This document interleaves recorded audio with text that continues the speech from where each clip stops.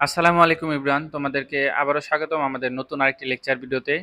তো আমরা গত লেকচার ভিডিওতে দেখেছিলাম আমাদের কিভাবে প্রোগ্রামিং ভাষা আমাদের দৈনন্দিন জীবনে কাজে লাগে এবং এইটা আমরা কেন শিখবো এবং এসএসসি লাইভ এসএসসি লাইভের পরবর্তীতে আমাদের যে ইউনিভার্সিটি লাইভ আছে, তো ওই লাইভে আমাদের কিভাবে প্রোগ্রামিং ভাষা বা প্রোগ্রামিং ল্যাঙ্গুয়েজ বা এই অধ্যায়টা আমাদের জন্য গুরুত্বপূর্ণ সেই সব নিয়ে আলোচনা করেছিলাম।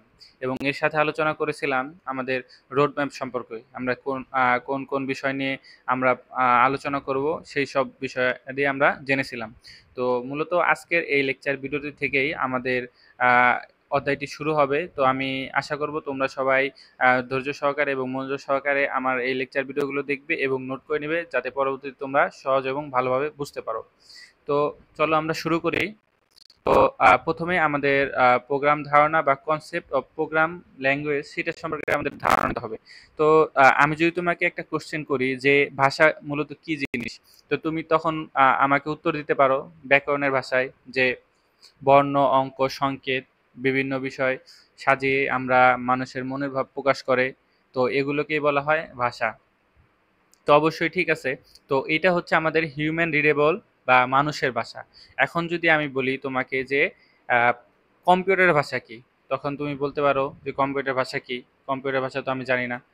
তো না জানাটাই স্বাভাবিক। তো কম্পিউটার মূলত ওর নিজস্ব কোনো ভাষা নেই, ও মূলত হচ্ছে জিরো এবং ওয়ান, এই দুই অঙ্ক, জিরো এবং ওয়ান বুঝতে পারে এবং আর কিছুই বুঝতে পারে না।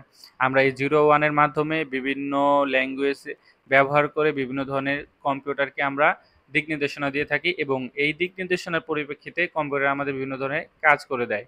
তো একেই বলা হয় মূলত কম্পিউটারের ভাষা। তো আমরা যদি বইয়ের ভাষায় বলতে যাই, তাহলে এখানে দেখো কি লেখা হয়েছে, যে কোনো সমস্যার সমাধানের জন্য কম্পিউটারের ভাষায় ধারাবাহিকভাবে কতগুলো কমান্ড বা নির্দেশের সমষ্টিকে প্রোগ্রাম বলা হয়। এবং ইংরেজ কবি লর্ড বায়রনের কন্যা লেডি অ্যাডা আগাস্টাকে প্রোগ্রামিংয়ের বা প্রোগ্রামিং ল্যাঙ্গুয়েজের ভাষার জনক বলা হয়ে থাকে। তো এই জায়গায় দেখো আমাদের আরেকটা প্রোগ্রামিং ল্যাঙ্গুয়েজের যে ডেফিনেশন সেটা দেওয়া আছে। তো এই জায়গায় বলা হয়েছে যে কম্পিউটার সিস্টেম প্রোগ্রাম রচনার জন্য ব্যবহৃত শব্দ, বর্ণ, অঙ্ক, সংকেত এবং এগুলো বিন্যাসের নিয়মগুলোকে একত্র বলা হয় প্রোগ্রামের ভাষা বা প্রোগ্রামিং ল্যাঙ্গুয়েজ। তো বিভিন্ন ধরনের প্রোগ্রাম রচনার জন্য বিভিন্ন ধরনের প্রোগ্রাম ভাষা ব্যবহৃত হয়ে থাকে। তো আমাদের কম্পিউটার বিভিন্ন প্রোগ্রামিং ভাষায় লেখা হয়ে থাকে, কিন্তু আমরা ওই যে বিভিন্ন ভাষায় প্রোগ্রামকে লিখলাম ওইটাকে আমরা কনভার্ট করে বিভিন্ন ইন্টারপ্রেটর অথবা কম্পাইলারের মাধ্যমে কনভার্ট করে ওইটাকে আমরা কম্পিউটারের ভাষায় উপযোগী ভাষায় পরিণত করি এবং ওইটাকে কম্পিউটার হচ্ছে রিড করতে পারে এবং ওটার এগেনস্টে কম্পিউটার কাজ করে। তো দেখো আমাদের তো ওই যে কবি লর্ড বায়রনের কন্যা লেডি হেডাগাসটা হচ্ছে আমাদের প্রোগ্রামিং ভাষা রচনা করলো। তো এটা তো আর আমাদের প্রথম ইনিশিয়ালি মানে বিভিন্ন মানে আমাদের যে কঠিন এবং হার্ড হয়ে মানে ধরা দিল মানুষের কাছে। তো বিজ্ঞানীরা চিন্তা করলো যে এটাকে কিভাবে আরো সহজ করা যায়।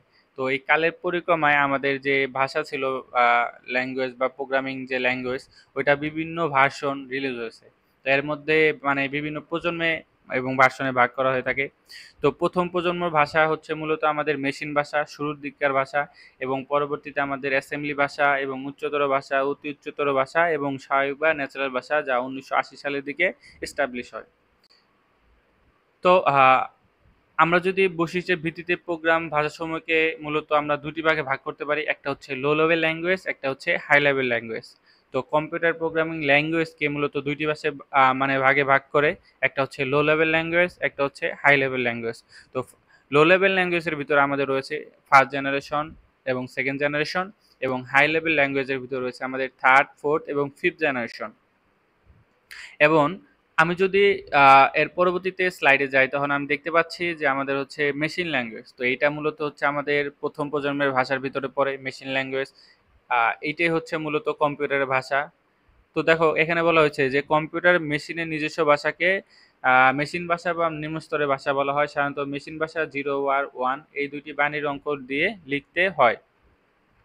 তো এখন যদি আমি তোমাকে একটা কোশ্চেন করি যে এই জিরো আর ওয়ান বলতে তুমি কি বুঝো, তো দেখো জিরো আর ওয়ান এইটা মূলত আমাকে বোঝাচ্ছে যে কম্পিউটারের ভোল্টেজ আছে আর 1 বলতে কম্পিউটার সরি 0 বলতে কম্পিউটারের ভোল্টেজ নেই এবং 1 বলতে কম্পিউটারের ভোল্টেজ আছে। তো এই যে ভোল্টেজ আপ, ডাউন এবং নেই এবং আছে, এর মাধ্যমে বিভিন্ন কম্বিনেশনের মাধ্যমে কম্পিউটার মূলত প্রোগ্রামগুলো আমাদের কাজ করে থাকে। ঠিক আছে? তো কম্পিউটার একমাত্র মেশিন ভাষায় বুঝতে পারে, অন্য ভাষায় প্রোগ্রাম করলে কম্পিউটার আগে উপযুক্ত অনুবাদকের সাহায্যে তাকে মেশিন ভাষায় পরিণত করে নেয় এবং পরবর্তীতে এটা আমাদের বিভিন্ন দিক নির্দেশনার মাধ্যমে কাজ করে থাকে। তো আমি যদি 0 আর 1 এর কম্বিনেশনের মাধ্যমে কোনো একটি প্রোগ্রাম রচনা করি, কম্পিউটার ওটাকে ডিরেক্ট রিড করতে পারবে এবং এই 0 আর 1 এর মাধ্যমে আমি যদি না লিখি বা মেশিন ভাষায় আমি যদি না লিখি, আমার অন্য কোনো ভাষায় লিখি, তাহলে ওইটাকে বিভিন্ন কম্পাইলারের মাধ্যমে কম্পাইল করে আমাদেরকে 0 আর 1 এ নিতে হয় এবং এই 0 আর 1 এর মাধ্যমেই কম্পিউটারগুলো আমাদের যে ইনস্ট্রাকশন ওগুলো ফলো করে। তো মেশিন ভাষায় প্রোগ্রামের কিছু সুবিধা এবং অসুবিধা রয়েছে, এগুলো আমরা দেখব। তো সবগুলো আমরা দেখব না, তোমরা বাসায় ধৈর্য সহকারে দেখে নেবে। তো আমি যদি বিশদ আকারে বলতে যাই, তো মেশিন ভাষায় প্রোগ্রাম রচনার সুবিধা বলতে প্রোগ্রামটি দ্রুত কার্যকারী হয় এবং কম পরিমাণ মেমোরি ব্যবহার করে প্রোগ্রাম নির্বাহ করা যায়। কিন্তু আমি যদি এটার অসুবিধা আলোচনা করি, তাহলে মোটা দাগে বলতে গেলে আমাদের একটি অসুবিধা হয়, সেটা হচ্ছে দক্ষ প্রোগ্রামারের প্রয়োজন হয়। কারণ এই 0 আর 1 দিয়ে মেশিন ভাষার মাধ্যমে প্রোগ্রাম লেখাটা আমাদের জন্য খুবই, মানে হিউম্যান মানুষের জন্য খুবই একটু টাফ। তো এর জন্য এটা আমাদের জন্য দক্ষ প্রোগ্রামের খুবই প্রয়োজন হয়। তো এইটা মেশিন ভাষায় আ আ আমাদের জন্য খুবই মানে কঠিন। তো এর পরবর্তীতে যে ভাষাটা হয় সেটা হচ্ছে অ্যাসেম্বলি ভাষা বা অ্যাসেম্বলি ল্যাঙ্গুয়েজ, যেটাই বলো না কেন। তো অ্যাসেম্বলি ভাষা হচ্ছে মেশিন ভাষার পরবর্তী প্রোগ্রামের ভাষা। এ ভাষা বিভিন্ন সংকেত সহযোগিত হয়, তাই একে সাংকেতিক ভাষাও বলা হয়ে থাকে। তো মেশিন ভাষা এবং অ্যাসেম্বলি ভাষাকে যদি আমি পৃথকভাবে ডিফারেনশিয়েট করতে চাই, তাহলে অ্যাসেম্বলি ভাষাকে আমি বলবো সাংকেতিক ভাষা এবং আমি মেশিন ল্যাঙ্গুয়েজকে আমরা বলবো কম্পিউটার ভাষা। এখন আমরা দেখতে পাচ্ছি যে মেশিন ভাষার চেয়েও এ ভাষায় প্রোগ্রাম লেখা ও পড়া প্রোগ্রামের জন্য সহজ। অ্যাসেম্বলি ভাষায় সাংকেতিক করে নির্দেশ দেওয়া হয়, এ ভাষায় লিখিত প্রোগ্রাম সরাসরি কম্পিউটার বুঝতে পারে না। অ্যাসেম্বলি ভাষায় লিখিত প্রোগ্রাম মেশিন ভাষায় রূপান্তরিত করার জন্য অ্যাসেম্বলার নামক এক ধরনের ট্রান্সলেটর বা অনুবাদক প্রোগ্রাম ব্যবহার করা হয়।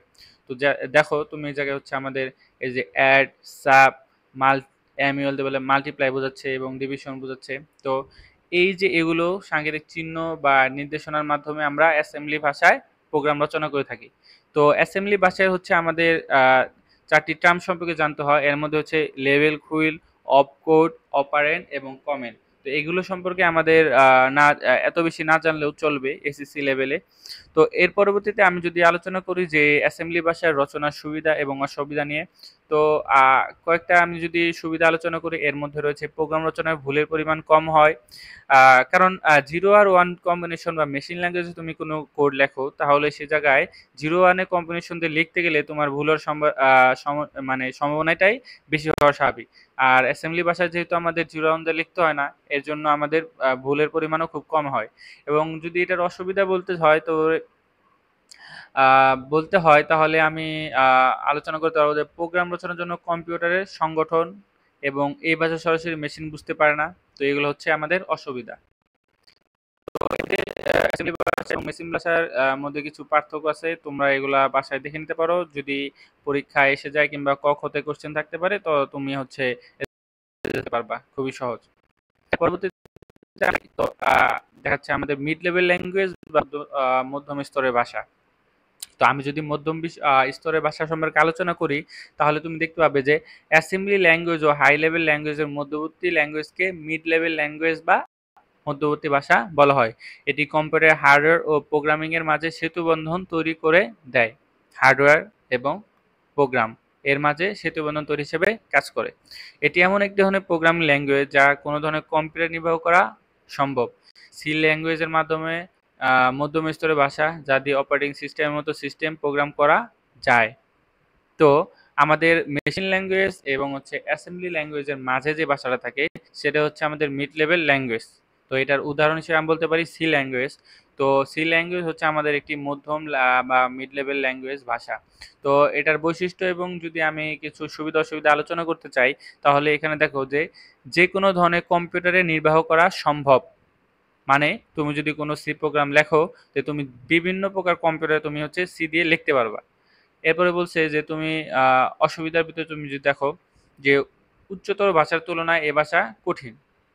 এবং তুমি যদি আরেকটা সুবিধার কথা দেখো, তো এটা তুমি দেখতে পাও যে ভুল হওয়ার সম্ভাবনা খুবই কম। কারণ 0 এবং 01 যেটা ছিল আমাদের মেশিন ল্যাঙ্গুয়েজ এবং এর পরবর্তীতে ছিল অ্যাসেম্বলি ল্যাঙ্গুয়েজ। তো এইটার চাইতেও আমাদের যে সি ল্যাঙ্গুয়েজটা আছে বা মিড লেভেল ল্যাঙ্গুয়েজটা আছে, এটা অনেকটা সহজ। তো উচ্চতর ভাষা বা হাই লেভেল ল্যাঙ্গুয়েজে তুমি যদি দেখো, তো তাহলে তুমি দেখতে পাবে যে মেশিন বা অ্যাসেম্বলি ভাষার এক ধরনের কম্পিউটারের জন্য রচিত প্রোগ্রাম অন্য ধরনের কম্পিউটার ব্যবহার করা যায় না। তাছাড়া লো লেভেল ভাষায় প্রোগ্রাম লেখা কষ্টকর ও শ্রমসাধ্য কাজ। এসব অসুবিধা থেকে অব্যাহত প্রচেষ্টার ফলে হাই লেভেল ল্যাঙ্গুয়েজ বা উচ্চতর ভাষার উদ্ভাবন হয়। তো তুমি যদি কোনো মেশিন ল্যাঙ্গুয়েজ লেখো কিংবা তুমি যদি কোনো অ্যাসেম্বলি ল্যাঙ্গুয়েজ লেখো, এগুলো যদি তুমি কোনো একটা কম্পিউটারের জন্য তুমি হচ্ছে লিখে থাকো, তাহলে তুমি পরবর্তী অন্য একটা কম্পিউটারে তুমি এটা চালাতে পারবে না। তো এর জন্যই আমাদের এইটাকে যে সমস্যা ছিল, এটাকে আমাদের পরিত্রাণ করার জন্য, মানে উত্তরণ পাওয়ার জন্য আমরা হচ্ছে হাই লেভেল ল্যাঙ্গুয়েজকে নিয়ে আসা হয়েছে। তো আহ, দেখো তুমি যাই বলা হয়েছে যে হাই লেভেল ল্যাঙ্গুয়েজের কতিপয় বৈশিষ্ট্য বা অসুবিধা এবং হাই লেভেল ল্যাঙ্গুয়েজের অসুবিধা। তো তুমি দেখতে পাচ্ছ, যদি আমি মোটা দাগে যদি আমি একটি দুইটি সুবিধা নিয়ে আলোচনা করতে যাই, তাহলে তুমি যাই দেখো এ ভাষা শেখা সহজ এবং দ্রুত প্রোগ্রাম লেখা যায় এবং প্রোগ্রাম ভুল হওয়ার সম্ভাবনা কম ও সংশোধন করা সহজ। প্রোগ্রাম লেখার সময় হার্ডওয়্যার নিয়ে ভাবতে হয় না। লাইব্রেরি ফাংশনের সুবিধা পাওয়া যায়। তো তুমি যেটা অ্যাসেম্বলি ল্যাঙ্গুয়েজ এবং মেশিন ল্যাঙ্গুয়েজ, ওইটায় তুমি কোনো লাইব্রেরি ফাংশনের সুবিধা পাবে না, যেটা তুমি হচ্ছে আমাদের এই উচ্চতর ভাষাতে পাবে। তো এর জন্য উচ্চতর বা হাই লেভেল ল্যাঙ্গুয়েজটা আমাদের মানে প্রোগ্রাম করার জন্য হচ্ছে খুবই খুবই সহজ হয়ে থাকে। তো আমরা হচ্ছে মূলত হাই লেভেল ল্যাঙ্গুয়েজ দিয়েই লিখে থাকি। এবং এর পরিবর্তে তুমি যদি অসুবিধা আলোচনা করতে যাই, তাহলে লো লেভেল ভাষার তুলনায় বেশি মেমোরি প্রয়োজন হয়ে পড়ে এবং লো লেভেল ভাষার তুলনায় নমনীয় বা ফ্লেক্সিবিলিটি কম। তো তুমি যখন হচ্ছে একটা হাই লেভেল ল্যাঙ্গুয়েজে প্রোগ্রামে কোড করতে যাওয়া, তখন হচ্ছে তোমাকে একটু একটু চিন্তা করতে হবে তোমার হচ্ছে কম্পিউটার মেমোরি নিয়ে। কারণ যেহেতু তোমার এই কাজটাকে তোমার সহজ করে দিচ্ছে, কিন্তু এর জন্য তোমাকে একটু মেমোরি স্যাক্রিফাইস করলেও হতে পারে। তো এর জন্য আমাদের উচ্চতর ভাষার একটু মেমোরি কনজিউমিং এবং লো লেভেল ভাষাগুলো আমাদের মেমোরি কনজিউম এতটা করে না। তো এর পরবর্তীতে আমি যদি দেখি এই জায়গায় হচ্ছে লো লেভেল ল্যাঙ্গুয়েজ ও মেশিন ল্যাঙ্গুয়েজের মধ্যে কিছু পার্থক্য আছে, এগুলো তোমরা বাসায় দেখে নেবে। এগুলো আমাদের এক্সামের জন্য নাম্বার আসার মতো কোশ্চেন। তো তোমরা হচ্ছে দেখে নেবে, এরকম একটা বোঝার কিছু নাই। তো আজ এই পর্যন্তই এবং পরবর্তী লেকচার ভিডিওগুলোতে আমরা দেখব অনুবাদক প্রোগ্রাম, কম্পাইলার, ইন্টারপ্রেটর এগুলো কি জিনিস এবং এইসব নিয়ে বিশদ আলোচনা আমরা করব। তো আজকে এই পর্যন্তই। তোমাদের সকলের মঙ্গল কামনা করে আমি বিদায় নিচ্ছি। আসসালামু আলাইকুম এভরিওয়ান।